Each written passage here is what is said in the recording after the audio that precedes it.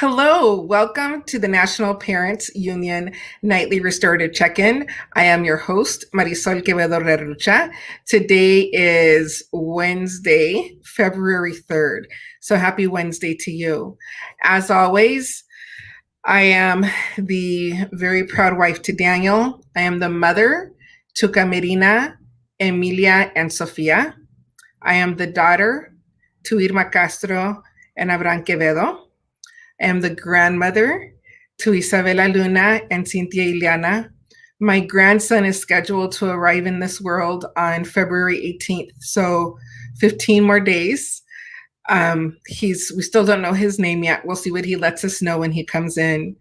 And I am the granddaughter to Camerina Rodriguez Castro, Alejandro Castro, Francisco Quevedo, and Carmen Bedoya Quevedo. And I always thank you for that moment to introduce myself in that way. It's really important to me, and I always explain why. And part of the reason why I always explain why is because I hope that more and more people center themselves, ground themselves in who they are and where they came from, and the continuation of their work, of their bloodline. And what I mean by that is that, I really believe that we are, we're the hopes, the dreams, the prayers of our ancestors. And there's so many that have poured into us. Those are our relatives that we are still walking with in this life, shoulder to shoulder. And then, of course, there's our future ancestors who are coming after us. And I really believe that we also carry the hopes and dreams for them. And so I introduce myself in that way to remind myself that this voice, the work that I do, the spaces that I'm in, it's not about me.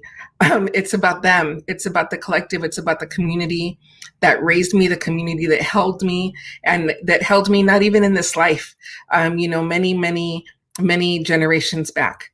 And so it's with a lot of honor that I introduce myself in that way. And I explain why I introduce myself in that way every night that we have the show. So thank you for that time. We're going to move into our breathing technique. So this is the 4-7-8 breathing technique. We inhale for 4 seconds, we hold for 7, and we release for 8. And we do this 4 different times. So this was taught to us by Dr. Anjali, who is hosting the show on Friday. And so please make sure to tune in for the show. And so we do this 4 different times. I will guide us. So I have a timer that I look at. I'll just count down, give us a moment to ground ourselves and to prepare for the conversation and the connection that happens. So before we go on, I see that my relatives, my auntie is here. Hi, Mayoli, I love you. And my mom is present also. Mom, I hope you watch the show because a friend is coming on. So make sure you stay on, Mama. Okay, so let's move into our breathing technique. So if you could just put your feet firmly on the ground. If you'd like to, close your eyes and just take a breath in and release. And inhale, 2, 3, 4. Hold, 2, 3, 4, 5, 6, 7. Release, 2, 3, 4, 5, 6, 7, 8. Inhale, 2, 3, 4. Hold, 2, 3, 4, 5, 6, 7. Release, 2, 3, 4, 5, 6, 7, 8. Inhale, 2, 3, 4. Hold, 2, 3, 4, 5, 6, 7. Release, 2, 3, 4, 5, 6, 7, 8. Inhale, 2, 3, 4. Hold, 2, 3, 4, 5, 6, 7. Release, 2, 3, 4, 5, 6, 7, and 8. Thank you for that time and that moment. I'm going to bring on Sharif El-Mekki. Let me just switch this over so you don't have the Parents Union thing on your head. Sharif, thank you so much for being with us. You're on mute. I'm so happy that you're here, and I know that my mom recognized you, and I'm sure she's going to say hi. But if you could, and I just want to say that because not everybody gets to meet my mom, and I think that also, I had the honor and the blessing of meeting your mom, and so to share that is something that's really beautiful to me, and so thank you for being here. It's an honor. And I'll give you this moment to introduce yourself in any way that you would like. No, well, I really loved how you introduced yourself. And so I'm going to follow, that standard. And first of all, it's great to be here.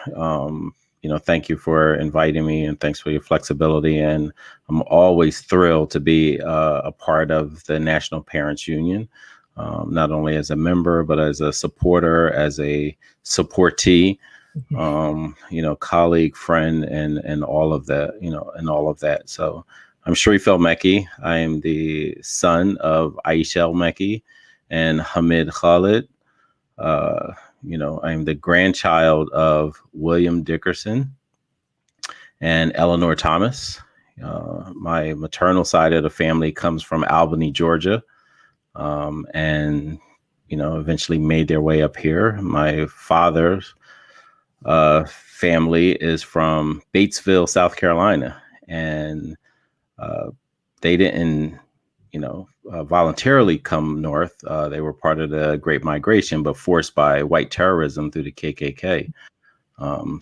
But here we are, here in Philadelphia, and so, proud to be Philadelphian, West Philadelphia to be exact, and just really. Proud to stand on the shoulders of those whose shoulders have been broad, who are shoulders that have been scarred, but shoulders that are, both pillows, both trees, like everything. So I'm grateful to be here and grateful to, call on them as well as, the spirit of our ancestors and with God's blessing, thank you for having us here. So you're also a daddy. I am proud father of 6 children, the youngest being 5. The oldest is 28. I have 2 boys. The first two children were boys, and the last 4 have been daughters. And I've different batches of children. So I have a 5 and a 7-year-old, almost February will be 7, 15 and 18-year-old. And then a 20 and a 28-year-old. So, woo! Okay, yeah. Let's talk about the babies. I want to hear more about your children, and also Sharif, like that. I just want to talk more about your babies, and that age difference is so beautiful. Yeah. No, it's really cool. Particularly like this it's almost like intergenerational, but just seeing how they interact with each other, how they're different. I'm a different father, so I can only imagine the different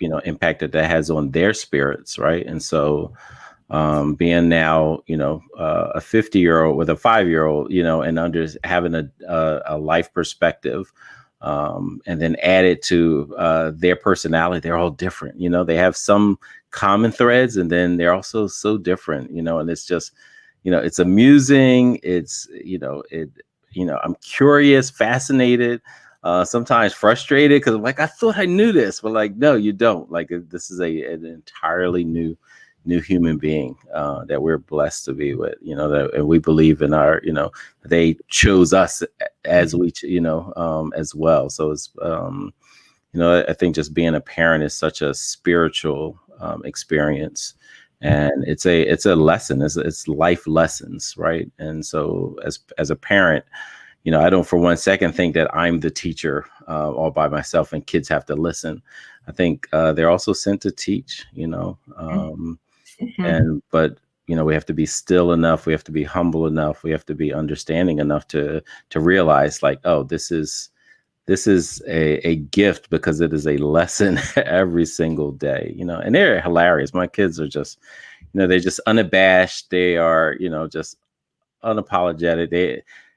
they don't have fear. They don't have, besides the dark, like they got this thing about the dark sometimes, but other than that, like just as far as like verbal and conversation and being able to advocate for themselves, I just encourage it, way more than I would encourage it, with my older children, like I'm not even neutral about it. Like I may have been neutral about like, oh, just tell me more. But now I encourage it. Like, hey, did you tell me exactly how you feel? Well, tell me more. Or why do you think that? Like I ask far more probing questions, as I became older. Like I think each year that I became older, I became more inquisitive about their thoughts, about their feelings, about their rationale.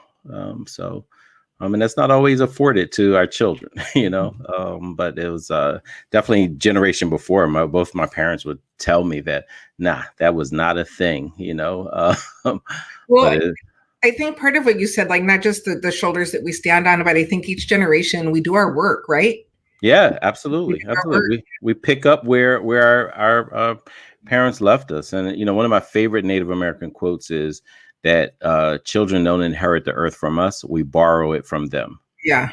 And so if we're borrowing something from someone, you want to return it even better. And that includes the atmosphere in our homes. Could you imagine if the population that as a society, as a global society, that we accepted that and we acted that way, we acted accordingly? Yeah. I mean, it's and it's interesting. Like, my mother used to say when we were younger that America does not love children. And when I was younger, I didn't understand. I'm like, of course they do. Look at all the toys they produce, right? Like that was as a child. Like that's my thing. Like, what do you mean? They got this, they got a gym, they got that. But as I got older, I just realized, like, how much fighting and people want to celebrate children's resiliency, but that's not what they should have to have in the most, in the so-called wealthiest country. We're talking about being world-class cities and states, and yet when we peel back the layer and we see, who's our most vulnerable, is often students of color, and that just reinforces what my mother used to say. And when you talk about the Maasai people, and Chris Stewart, brings this up a lot. They're greeting, not "Hey, how are you? What's up? How you doing?" They're like, "How are the children?" Right? And the response is supposedly they are well, but we would be lying if we responded in that way. And also think about Alice Walker, the author, and she said the most important question in the world that should be asked is, why are the children crying? And we know why they're crying. They're crying because of the racism. They're crying because of, the sexism. They're crying because of, the hatred. They're crying because, a gang of police officers want to come and spray, pepper spray in the eyes of a 9-year-old. We know why they're crying, but we got to do something about it. Well, then, I see it also as like they're crying because we're not braving into doing our work. We're not braving into doing the work that our humanness calls us to do. And that is digging deep into all of us, like digging deep into why things are the way we are and why we continue to allow them to be. And why, when, and I think it's based on personality and race, right? But when things are coming at us, or we have these opportunities to grow, that we don't take them. Right. And why we're not having the conversations and doing the work and the generational healing that we need to do and have. And I think the generational healing and that idea of really going and digging into the work of our ancestors, that is not, I think the benefit of being a person of color is that we talk about doing that work, that we accept and we keep that very present. But I think that's something that our white brothers and sisters need to get into. And I was actually having a conversation with a dear friend of mine who was talking about the history of somebody he knows, going back to them being slave owners, like back to Jonestown, like that history. And in the conversation and the way this person is showing up right now, this person is not showing up to do the work that needs to happen.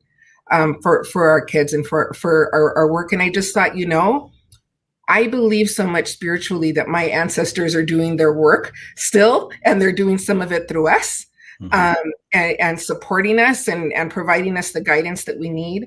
But that darkness also exists. Yeah. And that ancestral darkness exists. And that's what we need to get into the fight, is people fighting that ancestral darkness. Yeah. Because it's not going to let go easily. It's not going to want to heal easily. It's going to resist every chance of the way, right? Every step. And and I think about a lot of times when we talk about like the struggle, like Reverend Threadgill, who was down in Birmingham,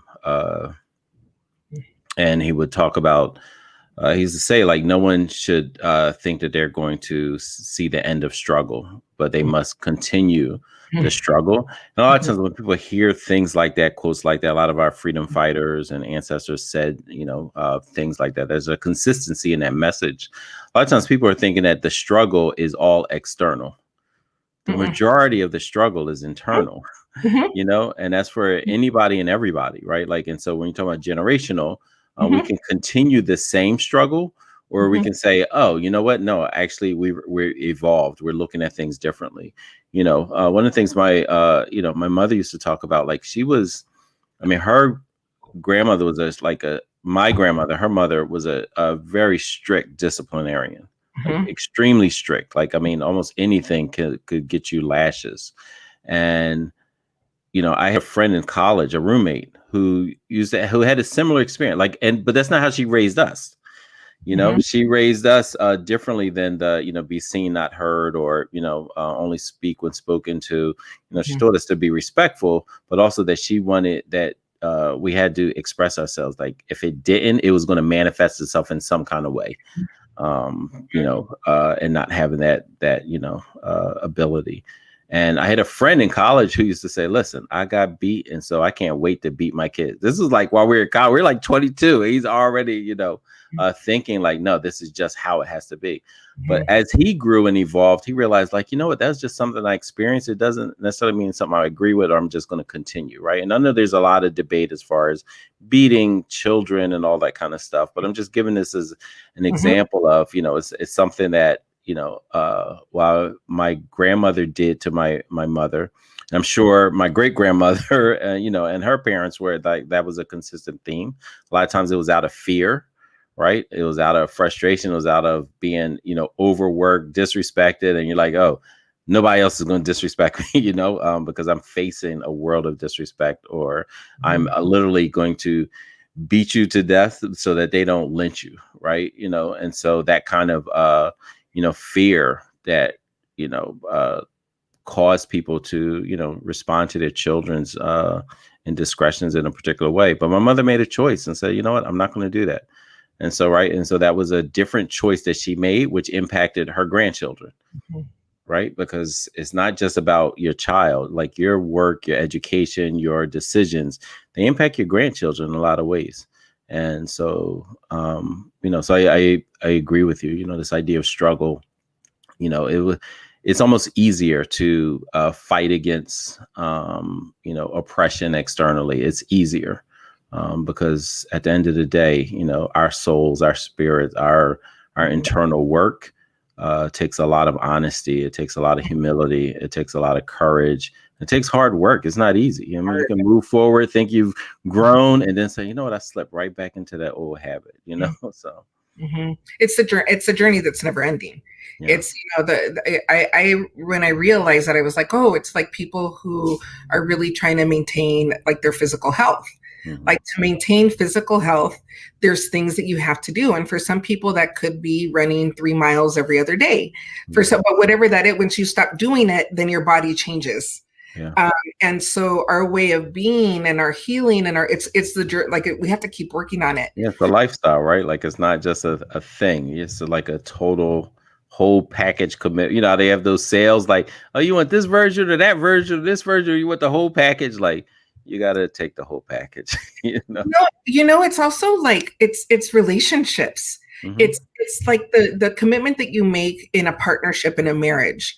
in that type of a partnership. Like there's a commitment there to grow together, to continue to grow. And I've been married almost 20 years, and that, like, there's a constant recommitment, and there's a constant, like, intentionality of growing together. But I think the most important relationship is that relationship with ourselves.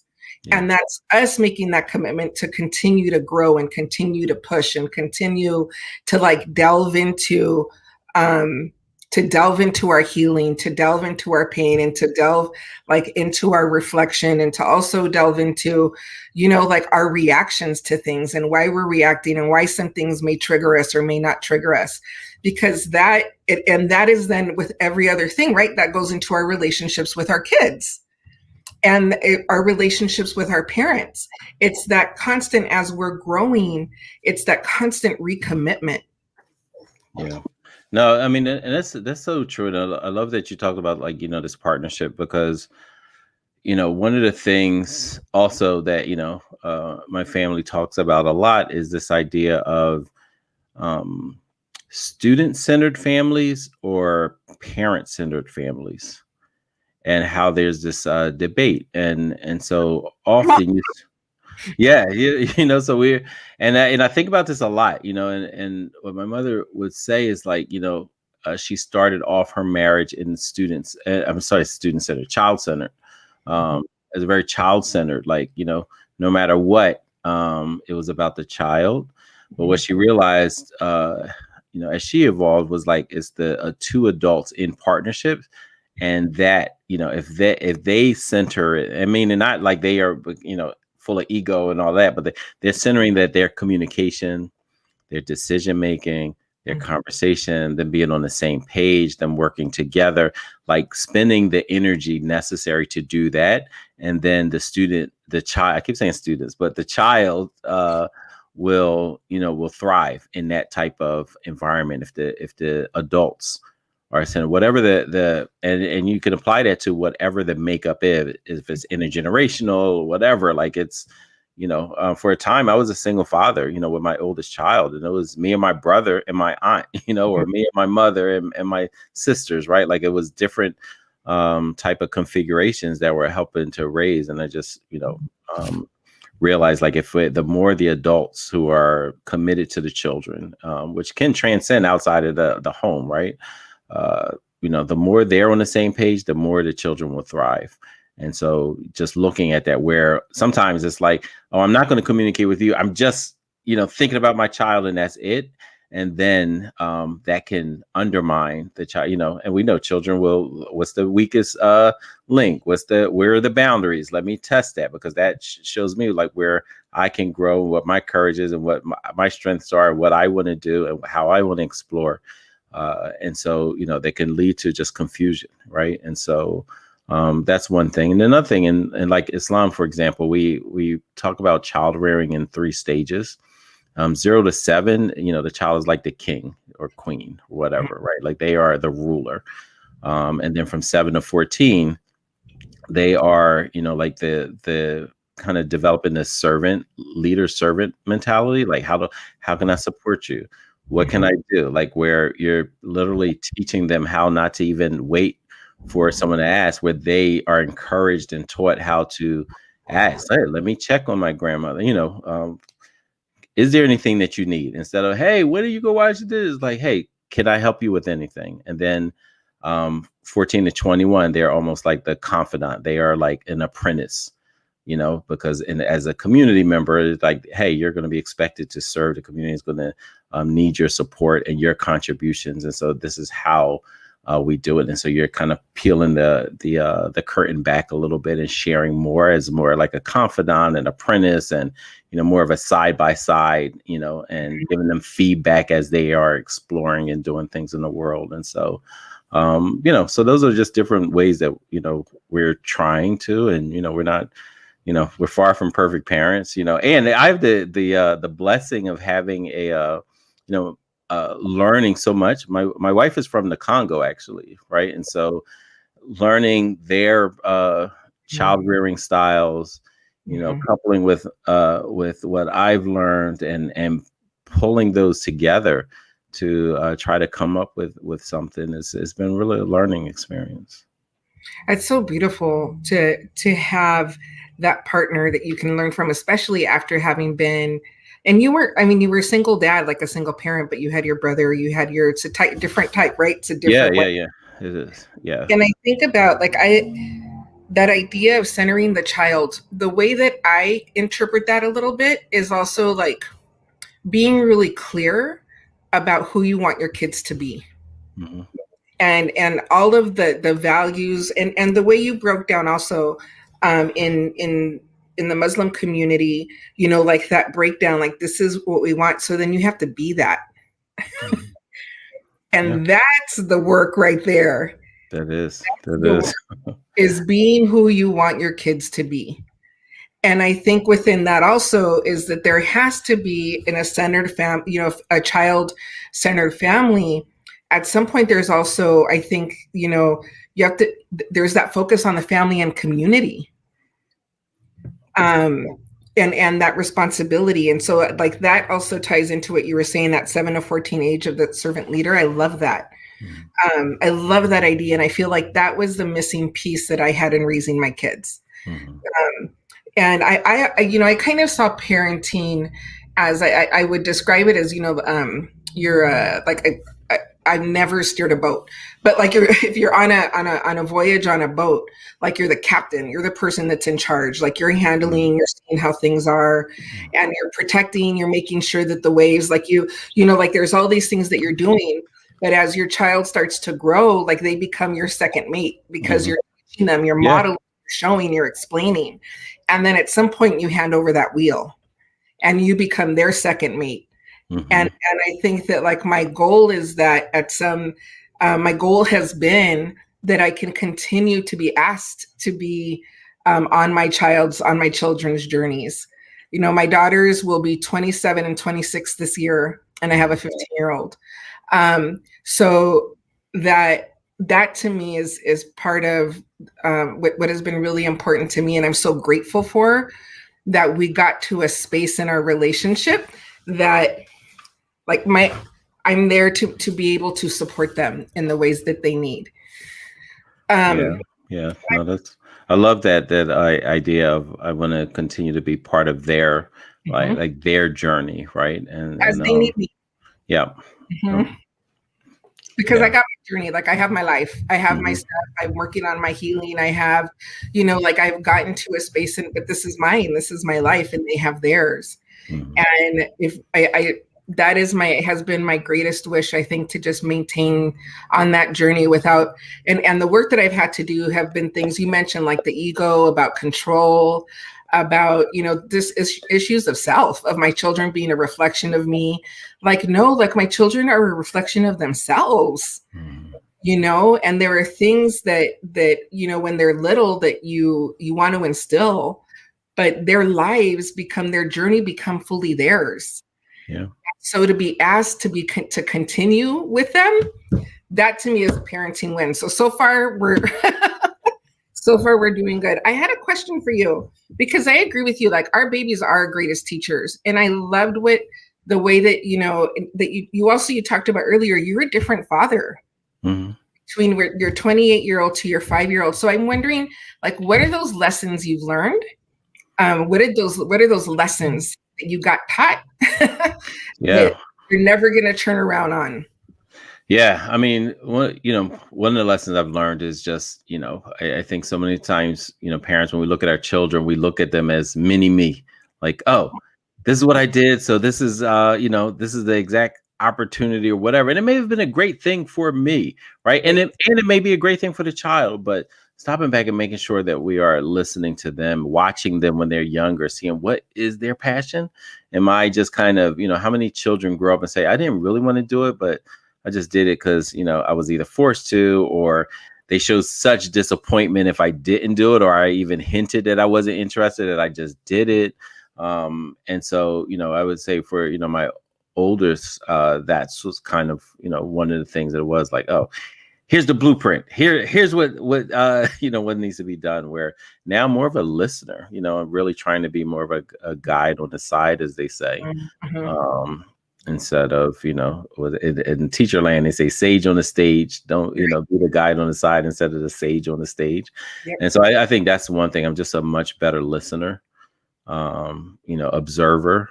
And instead of thinking like, all right, I know what I need to do. There's certain things, yes, what you have to do, but really trying not to, force the things that don't need to be forced, and so that, I think that one was a big one, being a better listener, being a more observant. And like, yeah, I mean, I'm always like, dang, if I knew this then, right. If I understood this better then, it would just, I think I would have just been a better father, faster. They always knew I loved them, but how I approached their love, how I think I showed that love was, was different. And certain things were the same. Like, I would, one of the things that comes to mind, like my oldest, like, of course you got to play football and you got to do this and you got to do that. You know what I mean? Like there were certain things where my younger one, he was like, hey, I'm going to play football. I'm like, do you really want to? Like, is that real? I was like, probably not really, but that means I was still giving off the energy. Like, maybe it was how much I watched football, or how much I talked about it. But, where my older, I wouldn't have even questioned him. And I should have, I should have like, hey, is this really what you want to do? Where it could have just been the vibes that I was giving. And it's like, I don't want to do that, but I want my dad to be proud of me. And I hate this, and we're not talking about things that are, like eating healthy or things like that, but like, just regular stuff that I'm like, that's a lot of hours that my oldest may have wanted to do something entirely different. But I was projecting so much. Right. And so that's just a small example. Well, and I have to agree with Ginger. Like, this is really beautiful. The reflection. But I think part of, I know for me, like the learning and the growing, has been like figuring out that moment of figuring out that their life wasn't about me. Mm-hmm. Yeah. Yeah. I mean, but what the level of humility it takes to come to that kind of conclusion. And then there are different levels to understanding, right? Like you can know things, knowing things and acting on them are two different things. Most people know a lot of stuff. It's the acting upon that shifts the weight, right? That changes. That's what makes the world go round, whether you actually did what you thought about. Like, you're like, no, I know this is probably not the best thing, but I'm used to it. I'm comfortable. I don't want to challenge myself in that way. I'm afraid of what might happen, right? Like there are a lot of different emotions that tie into, as human beings, whether we make a decision to change or not. And how powerful change is, right? Like that's the thing. Like change is so powerful because it is so hard, and so when it happens, regardless of how we measure big or small, it's the consistency that makes it powerful. You know what I related to? So you're saying it's change. You're 100% right. I see it also as love. I see it as loving yourself or loving your kids or loving your spouse or loving your relationship or loving your parents or loving your work or loving your students or really loving them may mean really loving yourself may mean facing in and making that change. And that is and the change that we're talking about is that really hard transformational, like that is the hard work. I'm sweating literally right now just thinking about it. Because it's but to choose to do it, for me, I see that as an act of love. Oh yeah, absolutely. I mean, and that's the power of it, right? And so, I posted earlier today, Che had mentioned, basically he's like, I don't want to sound ridiculous, but the core of a revolutionary has to be love for his people, right? And like, who's our people but our children, right? Like, and so, and I think love also brings accountability. Love for ourselves means that we'll hold ourselves accountable for how we treat ourselves. We'll be, we're accountable for outcomes is an example of love, right? If I love my children, I'm going to feel like, hey, I'm accountable for your success. Like I am going to contribute everything I can, to support you in your journey. That's love, right? And so, but ultimately we have to love ourselves. And, a lot of folks, I forget who said it. It may have been Maya Angelou or someone, but they just talked about, our greatest fear isn't, failure, it's success, right? It's like the things that has to happen, and how revolutionary it is when we get so many messages, anti-Black, anti-brown messages, that loving ourselves is actually, it shouldn't be, but it is revolutionary, because you send so many hateful messages. This is what you should think about yourself. This is what you should think about your people and your community. And and if you think about your community like that, that means you're thinking about your children like that unconsciously, right? And so, and so when you have that level that's been internalized in so many deep ways, it means something. An example of this, like when I first became a principal, walked to a school, I was the third principal in 6 months. Somebody retired in June. Next person said, I'm gonna come in. Then they said, you know what, I'm out of here. They retired in December. And then here I come. And I mean, the school was chaotic. There was just not a lot of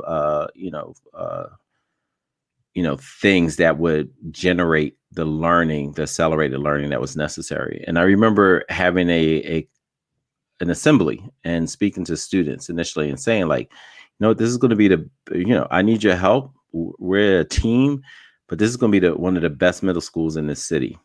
And this was Shaw Middle School, in early 2000s. And the children started laughing. These are middle school students.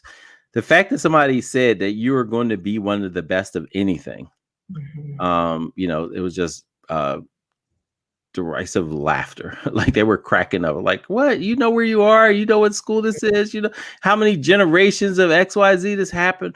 It's just like, you know what? Like that's, within 6 months they weren't laughing anymore, because they saw like, oh, there is something better. Someone believes in us, so we're going to start believing in ourselves, and we're going to take ownership, because this is actually our school. That we will succeed. We're fabulous indeed, right? Like, and so. But it's, that's an assembly, but that's individually happens all the time too. And it's not just children, adults feel that way as well. Like, do I deserve this? Right. Like I've had students say like, you know what, our school, dilapidated building and underfunded community. Well, it must be because us, like, we just don't deserve nothing. Or we just, it's just like them not understanding, like, nah, this was actually underfunded by design. It's not, like you didn't do this. It's the system chose this for you and chose you for this, and helping them realize that, so they can say like, oh, it's not me, and it is me, right? It's because of me, but it's not, of who I am, but it's not my fault, right? And so that's a message that we have to continue to reinforce. Well, it's that, but it's what you're talking about, that underlining that systemic component. Like those are the messages that we got to continue to break. We got to continue to bring that to the surface. We got to continue like that. We just have to keep on, because it's so deep. And we can model it. We have to model it, right? When you talk about like children, Baldwin says is children they may not always listen, but they never fail to watch. Right. And so if we're learning by that, we say a picture is worth 1,000 words. What picture of ourselves do we have framed up for kids? Right. Regardless of what we say. And it's particularly about what we're saying about ourselves, what we do with ourselves, how we take care of ourselves, how we think about ourselves. We're modeling that self-care piece. Are we doing that? Are we sharing? And when you teach, you talk about, we talk about sometimes the think aloud, where we're sharing our metacognition. We're talking out loud of how we solve the problem. Like, I see this and I experienced this. So I saw this before. So these are the steps I'm going to take to try to solve this problem. Right. Like I'm giving access to my students of like how I'm thinking. Parenting is the same way. Right. Like, but, we can't, like, oh, I never made a mistake, or I never did this, or I don't make mistakes now. Like, but I say like, you know what, I had a choice to make today, and I think I made the wrong choice. Why, Dad? Well, because I was thinking about this, but it may have been because I was frustrated or tired or angry, or maybe there was a history there that triggered me. Maybe I was actually angry about something else, but I projected on that person. I took it out on that person, right? Hearing that, imagine being a child and hearing that type of thinking, all the time for good things, neutral things, negative things, right? And just sharing that as part of their growing up, not just looking to say, all right, let me correct you, let me fix you. Because sometimes I fear that kids are like the book on the shelf that's a little wrong. You just, oh, let me fix that, right? Let me fix that. And one of my mentors, when I was teaching, I keep vacillating back and forth because I think there's such a deep correlation between the two of parenting and good teaching, right? Absolutely. And so, where they say teaching is not filling the pail with water, it's actually lighting the fire, right? And so that they are inspired to do their own learning, and that's schoolhouse or home house, whatever, Well, and I see the correlation also when we were talking earlier about being child-centered in your home, and also doing that work that we need to do as adults. That's the work as a school leader. That's why our staff need to be engaged in restorative circles, as well as our kids, not doing it with the kids, but our staff need to be doing it. And our staff need those opportunities to heal, and they need those opportunities to connect, and they need those opportunities because they need to be okay to do this work with our kids. No, exactly. I mean, and that's the whole point. Like, right. Like if we say, I think a lot of schools look at like, all right, I want to be great. And so we're just going to make sure we are on top of kids. Our foot is on their neck. They're not going to, look at us wrong. They're not going to, all of that, because it's all like, so, and so I get, and yes, so it's supposed to be student centered, but the way to approach student centeredness is focusing on the adults a lot of times. If I got 20 great teachers, my kids are going to be fine, right? Yeah. But if I have 20, average teachers, and I say, you know what, I'm not going to focus on them. And this is what I see a lot of leadership do. They're like, well, I'm not going to focus on them. I'm going to focus on that child, right? Because that child needs to do X, Y, Z, and they know better, and they're old enough, and they're due to, right, like that. And, Stewart talks about like awfulizing the children, where most of our attention really needs to be about like, are we hiring well? Are we developing people well? Or is there collective accountability and responsibility with the adults? If we do that, right, our children, like if the mindset of the adults in the community is right, the kids are going to be all right. Yeah. If we're right, the kids are going to be all right. And, but there's not enough attention paid to that, right? And so how do we get there, though? And I think there's that question, right? So there's the question, I think, as just individuals, as parents, as human beings, and then I think also systemically. And I think that like systems need to get into doing this work that we as individuals are taking on. So like from your perspective, like how do we get there? Yeah, I mean, I think we have to call out like, exactly what we want. I think a big part of it is like setting a vision of saying like, this is what our children deserve. And not just saying it like in closed door meetings and not just board. We should be telling our children, this is what you deserve, right? It shouldn't just be, adults advocating for their children. That's right. Yeah, absolutely. But guess what? The children also, we want them to be advocating, and depending on the sophistication based on their age and things like that. But how many children suffer in silence in spaces in schools where they don't even tell their families what they experience, where they may tell them after the 10th time something happened, right? And so making sure that that line of communication, that we're like, yes, we want you to be respectful, and we also want to be communicative, right? We want to ask questions. So setting the vision, letting our children know, here's the vision, here's what you deserve, here's what we're fighting for, here's what the goals are, what are your goals? Okay, let's marry this all together. I think when you have something like that, then you can hold people accountable, because when you go to a school or you go to a rec center, you go to a coach, from a little league, you can say like, hey, here's our expectations. Here's what we're looking for you. And you're looking for alignment of like, oh, they're on the same page as me. And if they're not, they're willing to get there, or like, you know what, I want choice to do something else different. So that's one, because in order to hold this collective accountability, this collective work and responsibility, we have to have a general sense of like what we deserve. And I don't think we're on the same page with many of the systems that we participate in, and sometimes forced to participate in. I don't think we're on the same page as far as vision for Black and brown children. Yeah. We have to start there. Like there's a belief that they, and this is not just, teachers. We see it in society. They're looked at as older. They looked at as they should know better, right? How many times we it was like, oh, they should know better. He's 5. Like, what exactly should they know better?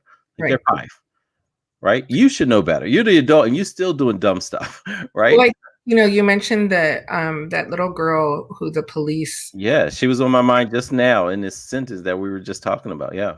They said something to her, so I couldn't watch it, but I read. Yeah, I haven't watched it either, but they called her a child. And she said, I am. She's 9 years old. I am a child. Yeah, I am a child.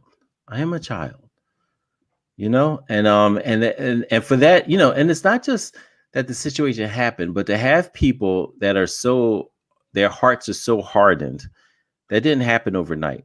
Not only was that taught, that was reinforced. Yeah. In many different ways, many different scenarios, many different messages, that group is less than, that is an other, that is a subhuman being. So that same America's, Marion Wright Edelman, from CDF talks about America's original birth defect is racism. It hasn't been cured. Mm-hmm. Like that, there is still this pervasive message. I don't care how many times. I don't care if every state, city, town says, "Yo, yeah, Dr. King Day, yes, Black History Month, yes, Latino Hispanic Heritage Month." I don't care. Like the underlying current is still that, you don't deserve to be a full citizen. You are not a human being. And no matter what their mouth fixes to say, the actions, the policies, the laws, the commitment to incarcerate, the commitment to awfulize shows a very different, thought process as well as action.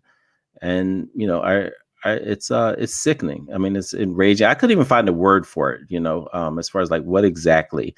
It's like, it's not murderous rage. It's something even deeper, because it's not just like, oh, I'm just furious. No, it's like a deep logical understanding of like the depths of it. Like, kind of how Derek Bell talks about, in critical race theory, like, this is broken beyond repair.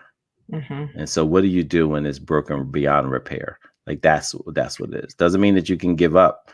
But it's just this, like, this constant, this seething cauldron of boiling rage. I just, when I think about like our children, and that's just what was recorded. that's only what was recorded. What happens when it doesn't get recorded? One incident, and the only reason why we're hearing things is because they are being recorded now. It's those some of them, like what percentage actually gets recorded? Yeah, right. And then when we talk about like that, so that's one level of abuse, right? Like that's physical abuse. But also think about like growing up, how often I experience, verbal abuse by, some kind of adult, like, I mean, being cursed at as a child because I jaywalked and the cops ran up on me for jaywalking down 69th at Market, like, and the profanity late. And, I was like 14, 15, and just like, but I was okay with them, to do that because I was jaywalking. Like, are you freaking kidding me? Like, right. And how many of those type of, I don't even call them microaggressions. They're like aggressive microaggressions. Yeah. That's nothing micro about it. Right. An aggression. Yeah. It's just straight up, rabid aggression. And how many times do students experience that in that way, but then also seeing images of other children happening, right? And like, what is the racial stress that just constantly get hammered with as a child growing up, sometimes with your own families, and I've told this story before, when I was a child and seeing a picture of my father and other members of the Black Panther Party handcuffed and in their boxers outside of West Philadelphia headquarters. And they did this in, I think the Black Panther Party at that time had 3, like headquarters or units, right? Germantown, North Philly, and West Philly. And they decided to raid, but they also called the newspapers and say, hey, come take a picture. We're going to, have these, we're going to make them strip, right? And some of them like strip bare naked, and others in their boxers, right? And so when I think about that and how kids internalize it, interesting, like when I saw it, I was like, oh, when I grow up, I'm going to wear boxers because that's what revolutionaries wear. I'm going to have an afro, I'm going to wear boxers, but, I'm sure at a deeper level that was traumatizing. It wasn't, it wasn't just a picture. It was like somebody that looks like me, in addition to my father, right? And so, but how many times do children see scenes like that? And just from what's being recorded, remember, we talk about recordings now. Right. They used to take the pictures before, right? Right now, people are recording, right? The young lady, the courageous young lady who was recording George Floyd being, suffocated to death, right? But before, they would take pictures of their atrocities. Yeah. Right. They were the ones cutting off ears and selling. They're the ones that making postcards out of charred bodies. Right. And so like that's what I mean. Like we're talking about now, it's all connected. Yeah. And that's what we have to recognize. Like we're connected to our ancestors. Yep. So is the enemy. Well, and they have work to do, but I think also it's important. I think about it spiritually. Like I think about that darkness that is still existing on that other side. That darkness that is still doing its work. Mm-hmm. Oh, yeah. And I think that like I was thinking about this recently because of the conversation I was having. I was like, I need to switch up my prayer. Like I need to switch up some of my work and my prayer to my ancestors and some of because it's beyond, I think, any words that we have, right? The sickness, the disgustingness of it, the inhuman, like there's no words. Yeah.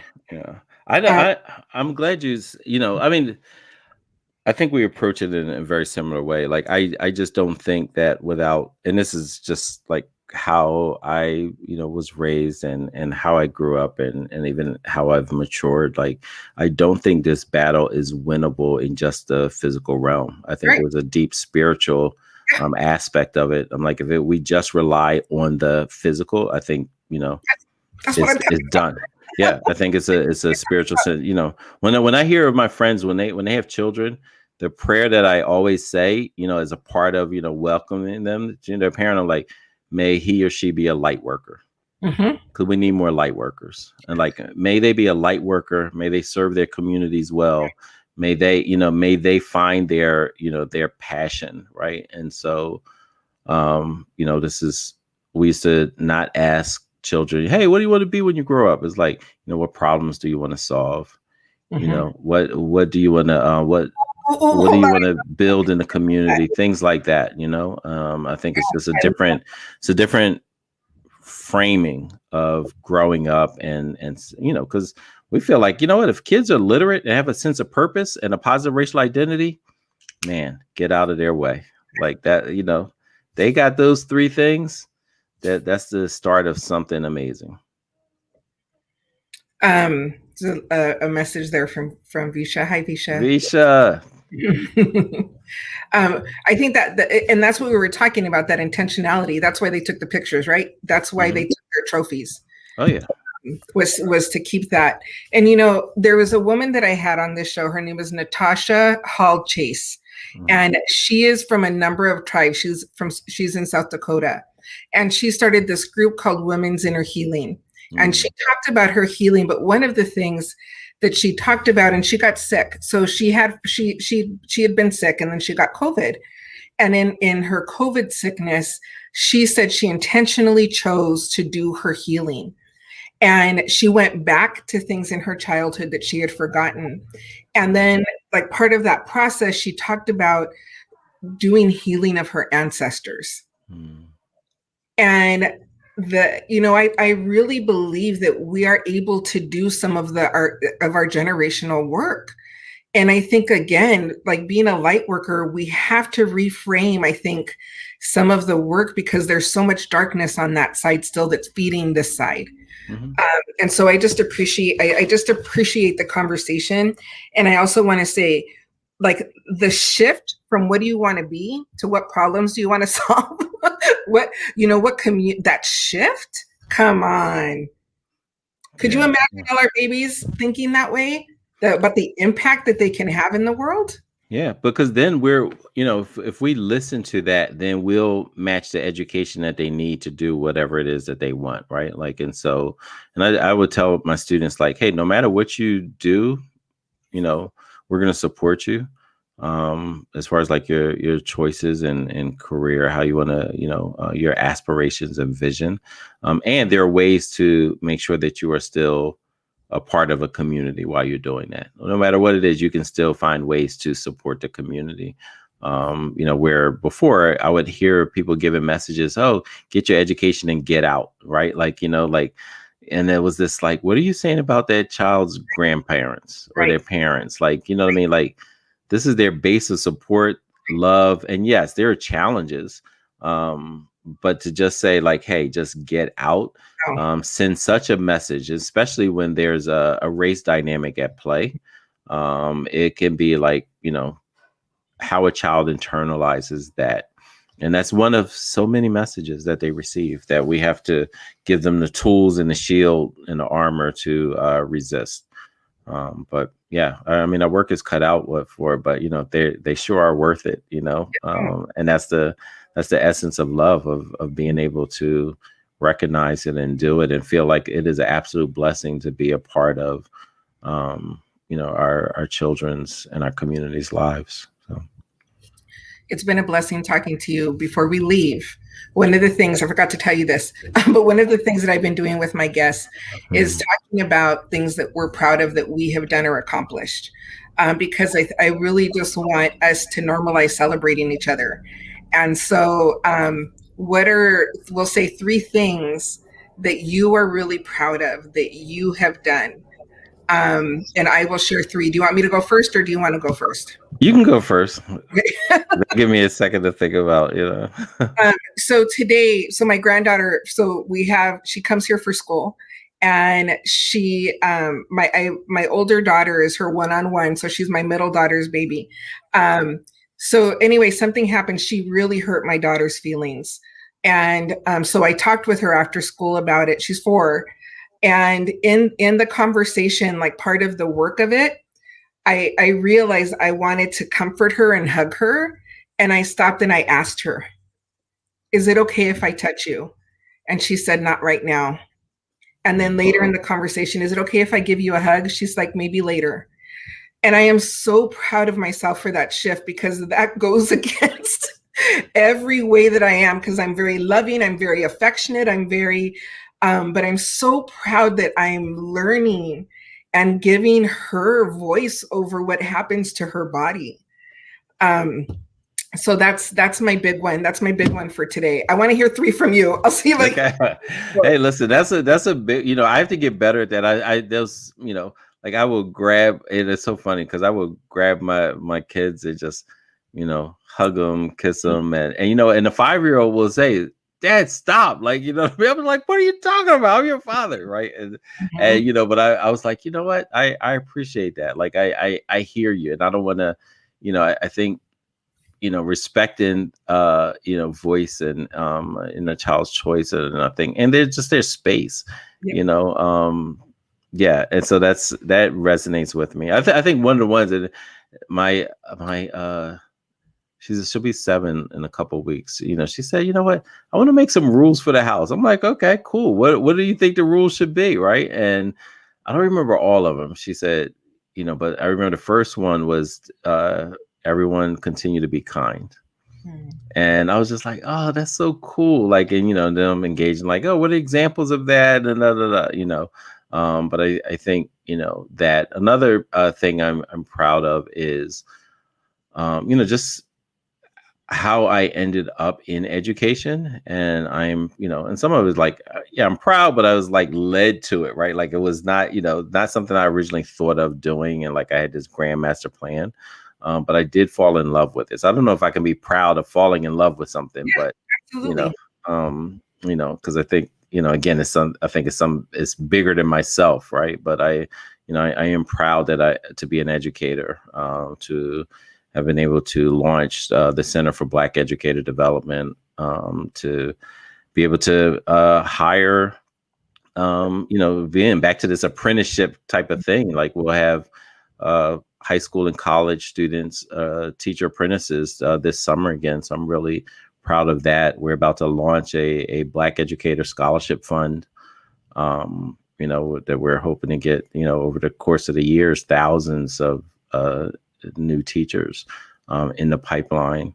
I'm proud that, when the pandemic started, I was talking to the children and they wanted, we were talking about like sustainability and life and things. So we ended up getting chickens, and they're still alive. They're doing well. I'm proud of that.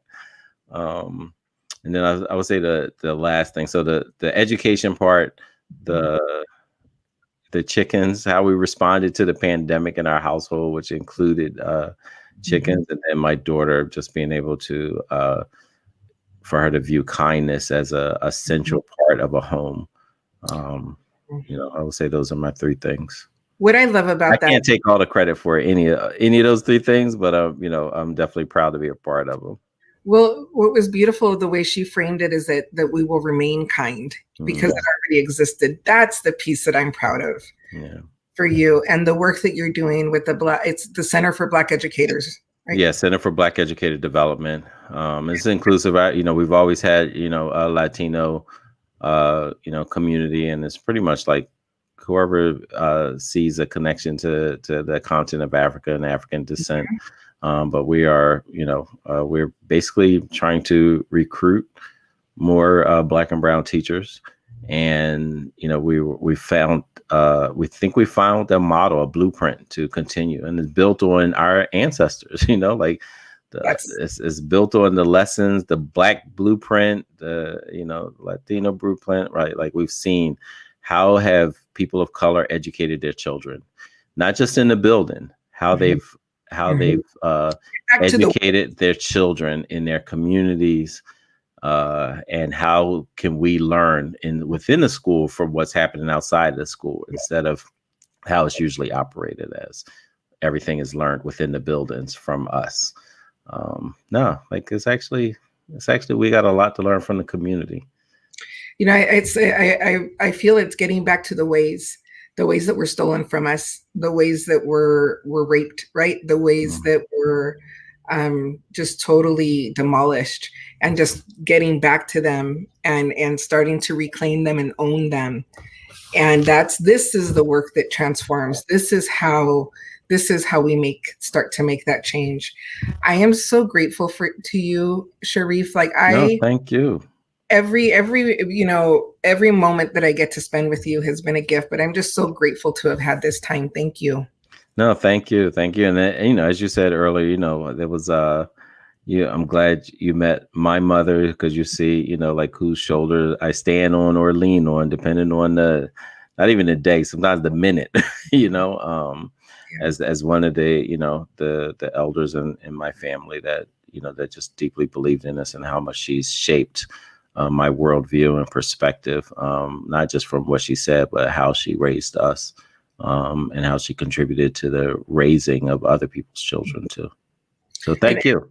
What an honor to have met her, and also knowing, she's on the spiritual side now, and knowing that there's another ancestor there to pray to, and to be like, come on, light worker, you got to do the work. Yeah, absolutely. Okay, so we're going to say goodnight. Please know that you are loved for and you're cared for always. And please don't forget to show up for Dr. Anjali's show on Friday. Have a great night, everybody. Bye-bye.